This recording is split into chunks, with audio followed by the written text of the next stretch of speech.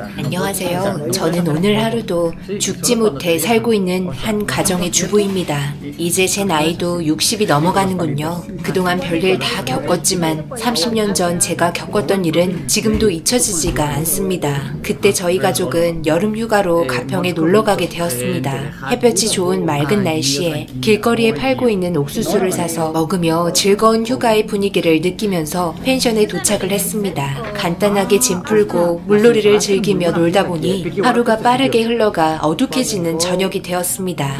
남편은 저와 딸이 맛있게 먹을 수 있도록 숯불에 고기를 굽기 시작했고, 저는 된장찌개와 딸이 먹을 수 있는 햄도 구우면서 배고프다는 딸 입에 밥과 햄을 쏙 넣어주었네요. 그렇게 배부르게 저녁 식사를 마쳤고, 저희 가족은 잠시 소화도 시킬 겸 동네 한 바퀴를 돌고 있었는데, 가로등 불빛에 보이는 한두 방울의 빗방울이 떨어지는 게 보이기 시작하자 하늘을 보니 몇 분 전까지만 해도 하늘을 빼곡히 채운 별빛들은 사라지고 컴컴한 하늘만 보였습니다. 더 많은 비가 쏟아질 것 같아 최대한 빠르게 집에 들어갔고, 잠시 후 엄청난 폭우가 쏟아지기 시작했습니다.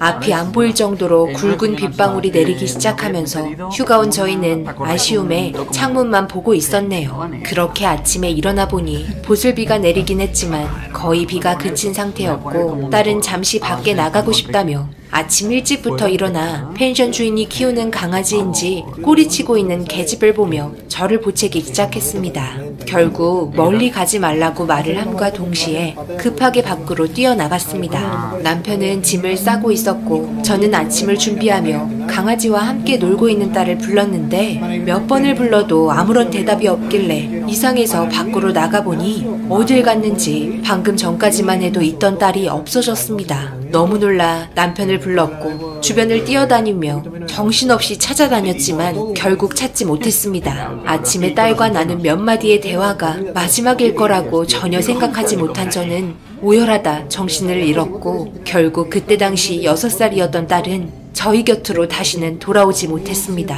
너무 큰 충격으로 제정신이 아닌 세월을 살아온 저와 남편은 언젠가는 찾겠지, 언젠가는 만날 날이 있겠지 생각하며 희망을 가지고 하루하루 버티면서 살아왔습니다. 그렇게 살아오다 보니 어느덧 30년이라는 시간이 지나버렸습니다. 그만큼 저와 남편도 세월 앞에 장사 없다고 60대가 되어버렸네요. 그러면서 시간이 흐른 만큼 딸에 대한 기억도 희미해지고 그리움의 감정도 무뎌지고 있었습니다. 지금 만나게 된다면 40을 바라보고 있을 나이일 텐데 존재를 알 수 없으니 생각하면 할수록 가슴이 미어져 왔네요. 그렇게 언제 올지 모르는 딸을 기다리며 삶을 살아오고 있는데 갑자기 저희 집 문을 누군가 두드리기 시작했습니다. 저녁밥을 차리고 있던 남편과 저는 아무도 찾아오지 않을 시간에 문을 두드리니 이상하게 생각했고, 제가 현관으로 나가 누구냐고 물어봐도 대답이 없자 그냥 무시하고 돌아섰는데, 현관 밖에서 엄마! 라고 말을 하고 있는 목소리가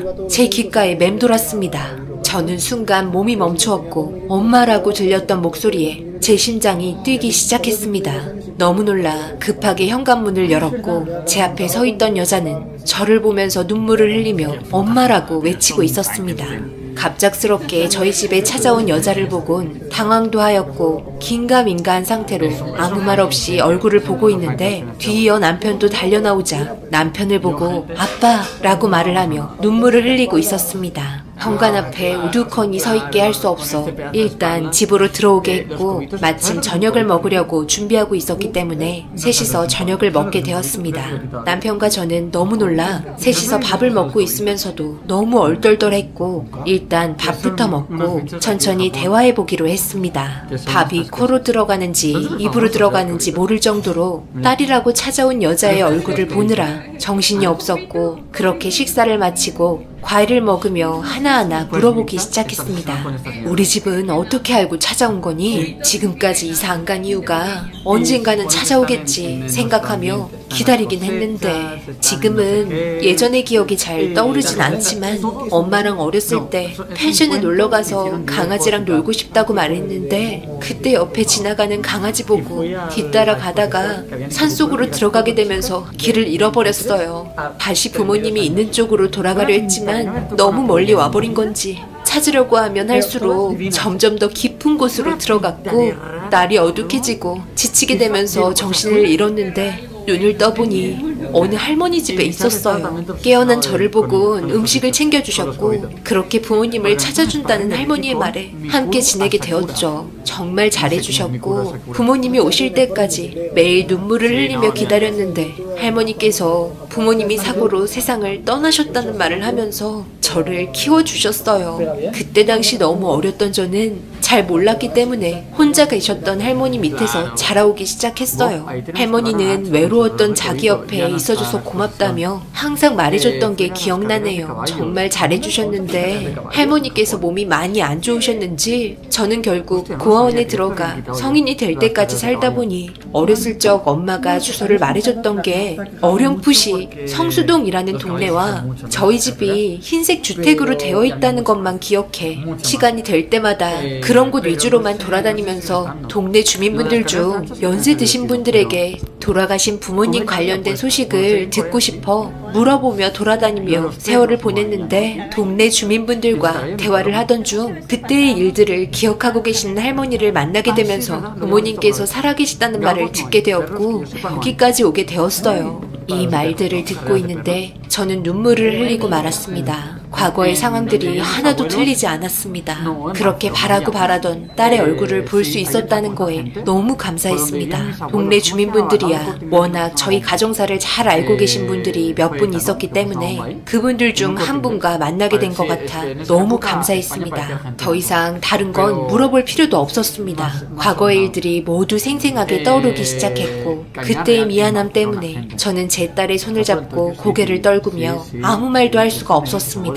오랜 세월이 흐른 만큼 어색함도 교차했고 조심스럽게 이런저런 이야기를 하면서 그동안 힘겹게 살아온 딸의 인생을 들으며 너무 소중한 시간을 함께하고 있었습니다. 저희는 늦게까지 대화를 이어나갔고 다음날 출근을 해야 한다며 다시 오겠다는 딸의 말에 아쉬운 표정을 남기며 신발을 신고 있는 딸에게 가지 말라고 말하고 싶었지만 그동안 살아온 세월이 있기 때문에 그런 감정을 억누르고 손을 잡고 다음날 꼭 다시 와달라는 말을 하면서 보내줬습니다. 30년의 세월이 흘렀고 6살 때의 기억이 거의 나지 않는다는 딸을 보며 안타까움에 가슴이 미어졌고 그동안 죽은 줄로만 알고 부모 없이 살아온 세월이 얼마나 힘들었을지 도저히 상상이 안 되었습니다. 그동안 못해준 것들 세상 떠나기 전에 모든 걸 다 해주리라 다짐하면서 다음날이 빨리 오기를 기다렸습니다. 너무 기분이 들떴고 딸의 얼굴이 아른거려 남편과 저는 잠 한숨 못 잤네요.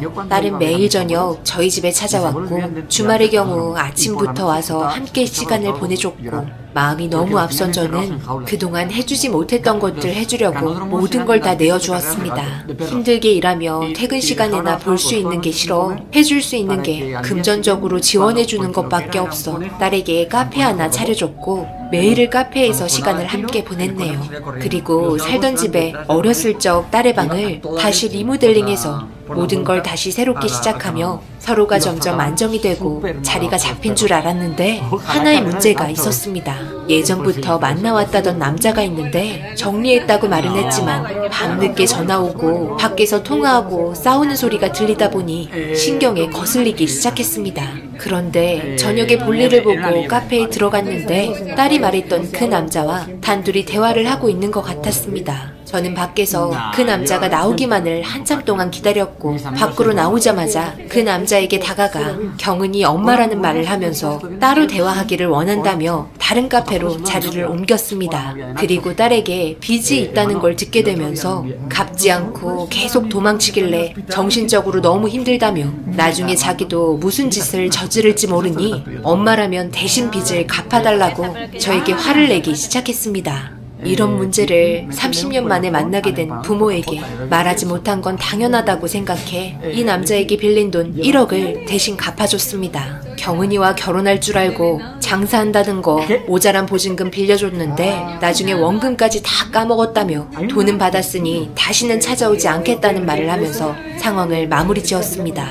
이런 문제로 인해 얼마나 불편하고 힘들었을지 생각하니 너무 마음이 아팠습니다. 집에서 저는 자연스럽게 이런저런 이야기하면서 상처되지 않을 선에서 조심스럽게 그 남자에 대해 말을 하면서 1억을 갚아줬으니 다시는 찾아오지 않을 거라며 미안해하는 딸을 다독여줬습니다. 30년의 세월 동안 부모 없이 살아보겠다고 발버둥 치다가 이런 일들이 발생된 것 같아 마음이 너무 무거웠지만 앞으로 모든 일이 잘 될 거라고 좋게 생각했습니다. 그런데 생각지도 못한 문제가 발생되면서 손발이 떨리기 시작했고 딸과 그 남자의 대화 속에 듣게 된 진실에 충격을 받고 말았습니다. 늦은 새벽 갈증이 나서 주방으로 내려가려고 하는데 딸이 밖으로 조용히 나가는 모습을 보게 되었고 그 남자가 아니면 통화할 일이 없을 거라 생각해 또 접근하고 있는 건가 의심스러워 조심스럽게 현관 앞에서 통화하는 소리를 듣고 있었습니다. 야, 1억 그거 먹고 나르지 마라. 내가 지금 여기서 얼마나 혼신의 힘을 다해서 연기하고 있는지 알아? 여기 완전 부자인 거 알지? 이 집이며 돈이며 모두 내 거가 될 거니까 조금만 기다려. 나중에 다 내 명의로 돌려달라고 말할 거야. 그때 같이 살면 되지. 좀 답답해도 기다려. 이 사람들 살면 얼마나 살겠냐? 밑작업이 얼마나 중요한지 몰라? 일단 1억 받은 걸로 생활비 좀 하고 있어. 그리고 나 지금 이렇게 나와서 통화하면 안 돼. 제발 전화 좀 그만해. 이러다 들키겠어. 지금 거의 마무리되고 있는데 모든 계획이 실패했으면 좋겠어? 제발 생각 좀 하고 살자. 우리 인생도 좀 펴야 할 거 아니야.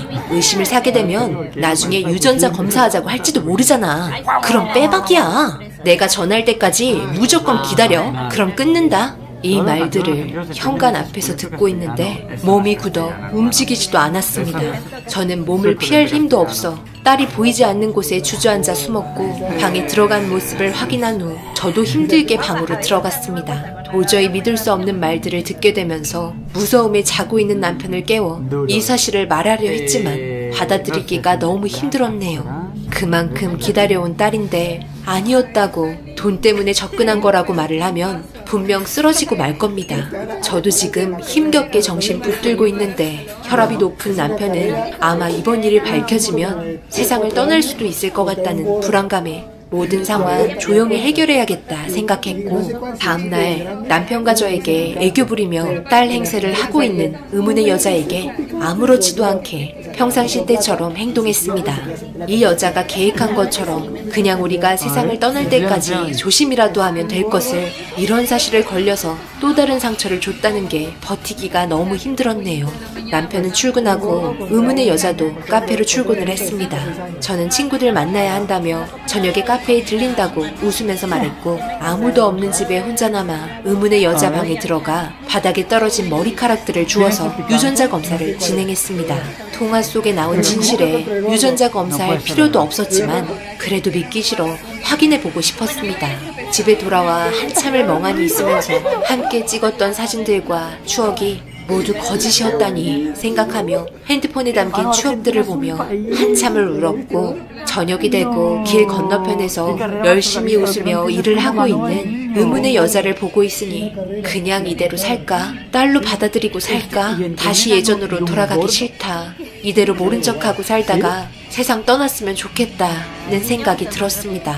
그토록 기다렸던 일들이고 보고 싶었던 딸이었는데 이 모든 사실이 거짓이라도 나 혼자만 사실이라고 믿고 있다면 아무렇지도 않게 살아갈 수 있을 텐데 이런 생각들로 머릿속이 복잡해졌고 결국 카페에 들어갈 수 없었습니다. 그렇게 평상시 때처럼 행동을 하면서 지내오다 보니 유전자 검사 서류가 도착을 했고 떨리는 손을 힘들게 진정시키며 뜯어보니 그 안에 있던 서류에서조차 거짓으로 말을 해주고 있었습니다. 저는 결정을 해야 했고 결국 원래 우리의 삶으로 돌려놔야겠다 생각해 퇴근하는 남편 따로 만나 차 안에서 조용히 대화를 이어나갔습니다. 그런데 남편에게 듣게 된 더 충격적인 말은 저보다 더 먼저 이 사실들을 알고 있었던 겁니다. 저희 집에 와서 살 때부터 유전자 검사를 진행했었고 사람을 붙여 모든 행동들을 다 관찰하고 있었다며 생각지도 못한 남편의 말들에 너무 놀라고 말았습니다.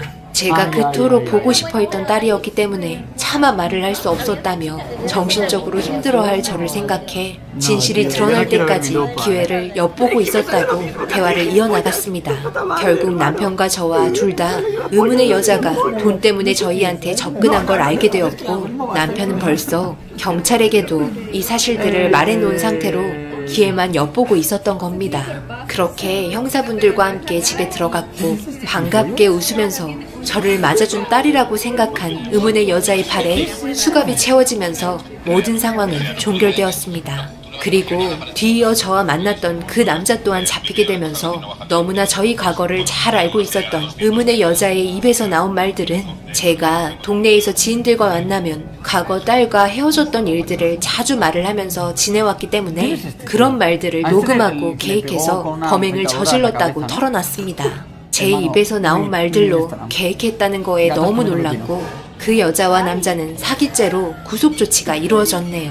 과거의 아픈 기억들을 빌미로 범행을 저지르려고 계획했다는 거에 정신적으로 힘든 시간들을 보내게 되었습니다. 집에 들어와서 자식이라고 생각했던 그 여자와 함께한 화상의 흔적들을 지우면서 아직까지 돌아오지 않은 진짜 딸을 생각하며 눈물을 흘리고 말았습니다. 언젠가 분명 살아있고 엄마 아빠를 찾고 있을 우리 딸 경은아, 만약 이 사연을 접하게 된다면 꼭 연락 바란다. 보고 싶다. 그래도 세상 떠나기 전에 얼굴 한번 보고 싶구나. 어디서 살고 있던 항상 행복하게 지내고 있길 바란다.